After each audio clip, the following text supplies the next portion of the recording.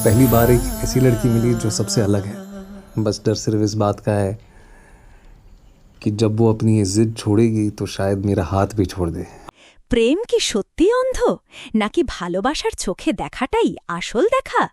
এক অদ্ভুত মিষ্টি প্রেমের গল্প যা কিছু দর্শকের মন জয় করেছে, আবার কিছু দর্শককে করেছে হতাশ। Hey guys, WhatsApp! কিউরিয়াস স্টোরির আরও একটি ব্র্যান্ড নিউ এপিসোডে আপনাদের সবাইকে ওয়েলকাম। আজ আমরা ব্যবচ্ছেদ করব বিক্রান্ত মাসি এবং সানায়া কাপুরের নতুন ফিল্ম আঁখো কি গোস্তাখিয়া নিয়ে। 2 ঘন্টা 20 মিনিটের এই ফিল্মটি কি সত্যিই একটি সোলফুল রোম্যান্স, নাকি এটি একটি বিউটিফুল ডিজাস্টার? কাদের এই ফিল্মটি দেখা উচিত আর কাদের কমপ্লিটলি অ্যাভয়েড করা উচিত, সব জানতে হলে এই ব্রুটালি অনেস্ট রিভিউটি শেষ পর্যন্ত দেখুন। অ্যান্ড ডোন্ট ওয়ারি, এই রিভিউটি completely spoiler free. So what's the story all about? গল্পটি জাহান বিক্রান্ত মাসি নামের একজন দৃষ্টিহীন মিউজিশিয়ানকে নিয়ে।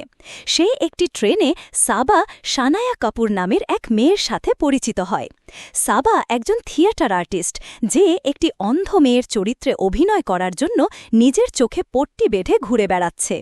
এরপর তাদের দুজনের মধ্যে এক মিষ্টি কিন্তু জটিল প্রেমের সম্পর্ক গড়ে ওঠে। কিন্তু এই সম্পর্কের ভবিষ্যৎ কী? Acting and performance. Vikrant Massey he is brilliant as always. একজন দৃষ্টিহীন সংবেদনশীল শিল্পীর চরিত্রে তিনি যে নোয়ান্সড অভিনয় করেছেন তা এক কথায় অসাধারণ। Sanaya Kapoor as a debutante তিনি বেশ কনফিডেন্ট এবং চার্মিং। কিছু ইমোশনাল সিনে তার অভিনয় প্রশংসার যোগ্য, কিন্তু অনেক জায়গায় তার ডায়ালগ ডেলিভারি খুবই ফ্ল্যাট এবং আনইন্সপায়ার্ড মনে হয়েছে। জেইন খান দুরানি একটি ছোট চরিত্রে তিনি বেশ impactful. Direction and screenplay. Director Santosh Singh একটি খুবই পোয়েটিক এবং ভিজুয়ালি বিউটিফুল ফিল্ম বানানোর চেষ্টা করেছেন, কিন্তু এর স্ক্রিন প্লে খুবই উইক এবং ইললজিক্যাল। ফার্স্ট হাফ কিছুটা এঙ্গেজিং হলেও সেকেন্ড হাফ এতটাই স্ট্রেচড এবং প্রেডিক্টেবল যে তা আপনার ধৈর্যের পরীক্ষা নেবে। The film wants to be a grand emotional saga, but the writing falls flat. Cinematography and visuals. এই ফিল্মের সিনেমাটোগ্রাফি এক কথায় আউটস্ট্যান্ডিং। মসুরির মনোরম দৃশ্য এবং ইউরোপের সৌন্দর্যকে খুব সুন্দরভাবে ক্যামেরাবন্দি করা হয়েছে। It's a visually appealing film. Music and background score. The music is the best part of this film. Vishal মিশ্রার মিউজিক খুবই সুদিং এবং সোল টাচিং। গানগুলো গল্পের ইমোশনাল কোরকে দারুণভাবে কমপ্লিমেন্ট করেছে। Theme and message.